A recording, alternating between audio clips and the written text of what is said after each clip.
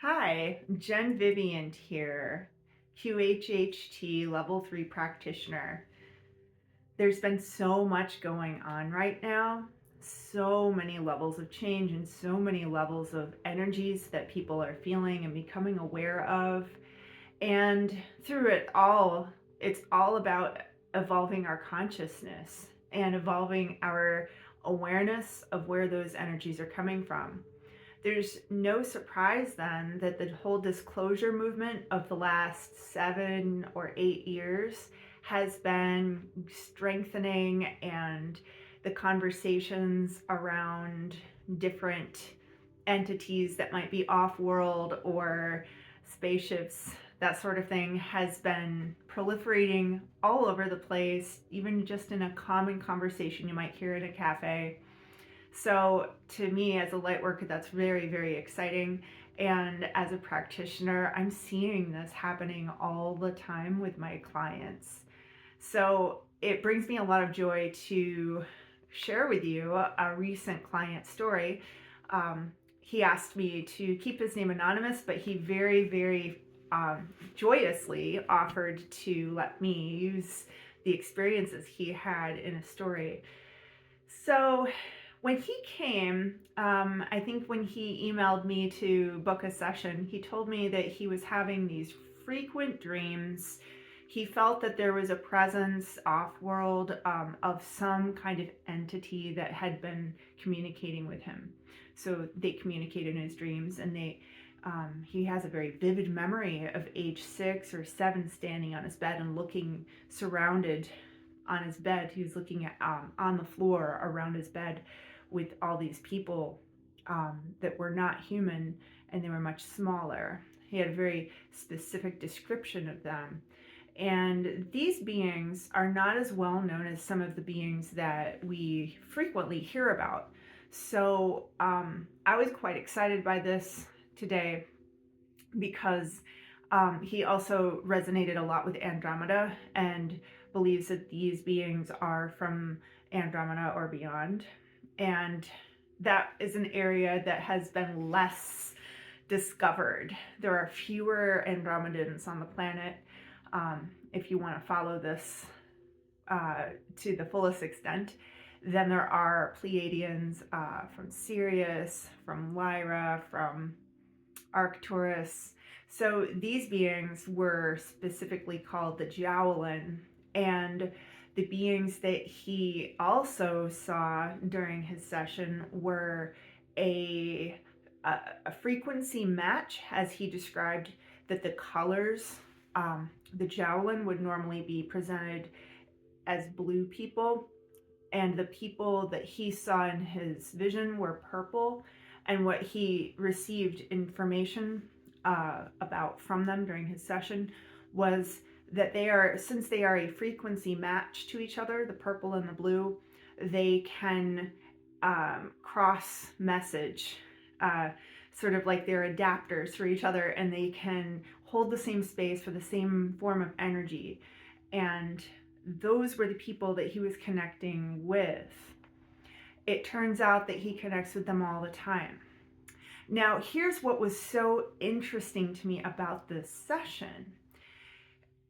Frequently, people take a little bit of time to get into the deepest form of trance. It's very natural. It's just like when you go to sleep at night, you're starting to calm down when you close your eyes, and you might have a few drifting thoughts, and then those thoughts get a little bit disjunct, and then you start to maybe have some dreams, and then clunk, you're asleep.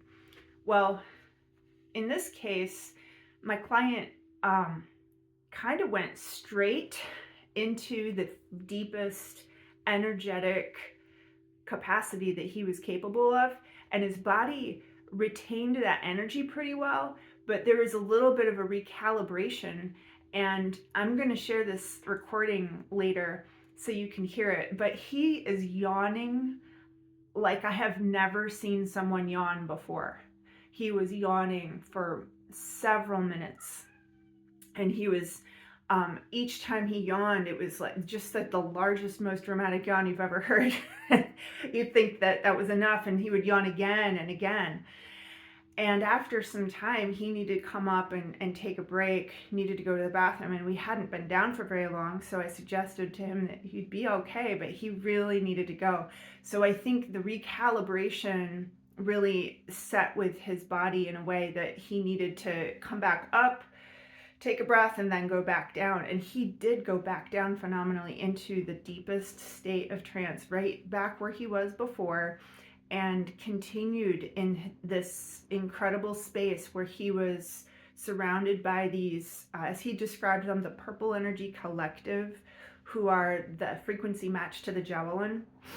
And I just want to describe a little bit of this place he went to. It was a planet that we might think of as a physical place. It sounds very physical, but he describes everything in terms of its energy. So here we go. The landscape is all of these rocks just jutting up, and he sees fissures in the rocks, and he sees sort of like a steam coming out of the fissures in the rocks. And when he comes into that scene, he's lying on the hard rock. And there, like, some fissures are maybe underneath him. And he notices that the sky is purple, and then it's blue during the day, but it's purple at night. It's decidedly a different color than what we normally would describe as our nighttime sky here on Earth. And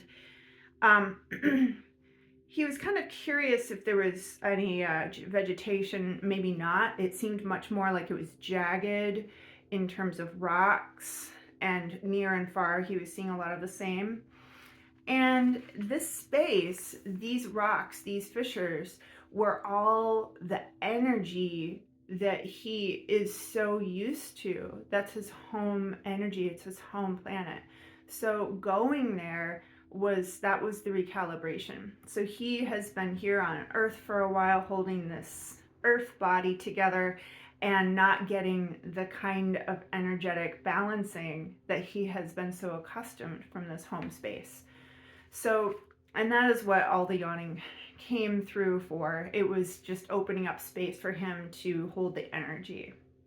So he took his little break, came back, went back down, and then we started talking as if he was already in the deepest state. Like I said, it was so quick.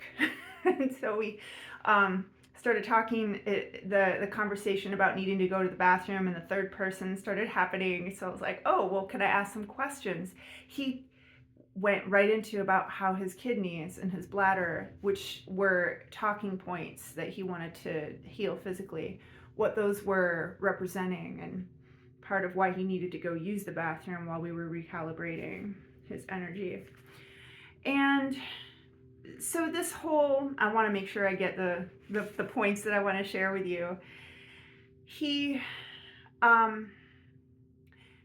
is so close to this energy all the time because the javelin are communicating with him. They know it's a very hard job to be here on Earth. They know that there are not very many people like him here. They described to him, one of his questions was, is my soul person here? Do I have a soulmate?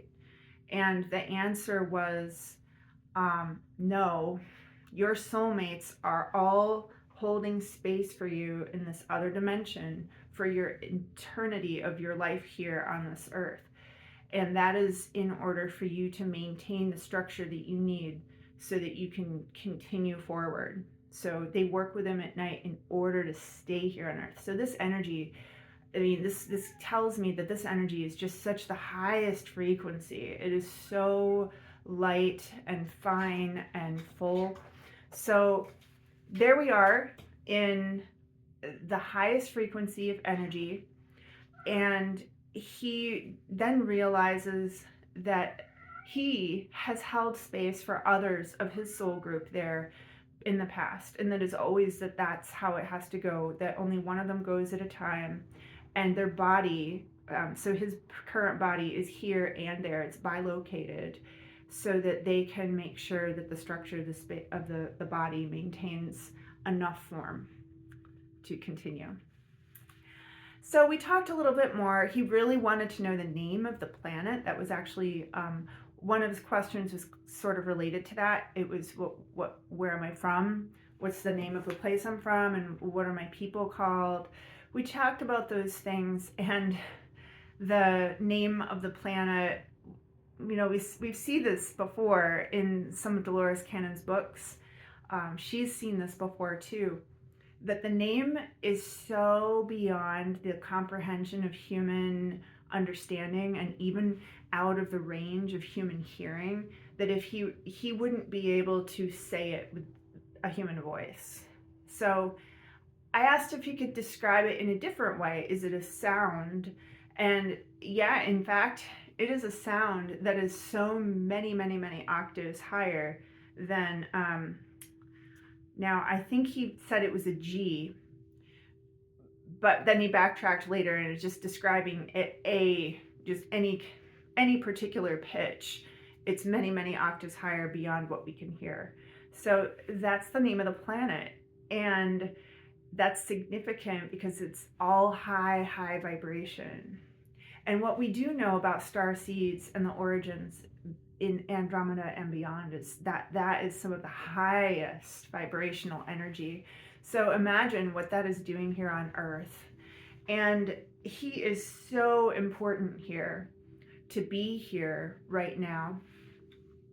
And he was wondering where he should be living and what should he be doing. He has 3 jobs right now, and wondering, should I continue these or should I go on with something else? And his higher self said, it really doesn't matter what you're doing. Just whatever you're doing is fine. Wherever you go, it's up to you. We just want you there. So his energy, and I suspect some of you are also holding space here, holding the energy higher so that we can continue to evolve. It's an immense job here on Earth, and we are all pitching in and helping in different ways. Sometimes we don't know who's doing what and to what end their actions are serving. So I'm going to leave with just a little tidbit of personal vulnerability.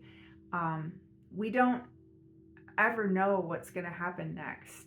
We don't really know sometimes what's happening right now. And the best thing that we can all do is practice kindness, practice surrender, practice love for ourselves and for others, and trust that you are exactly where you are because you need to be there, exactly right there, right now. And hold up that love, hold up that kindness, and be true to yourself. Have a great day.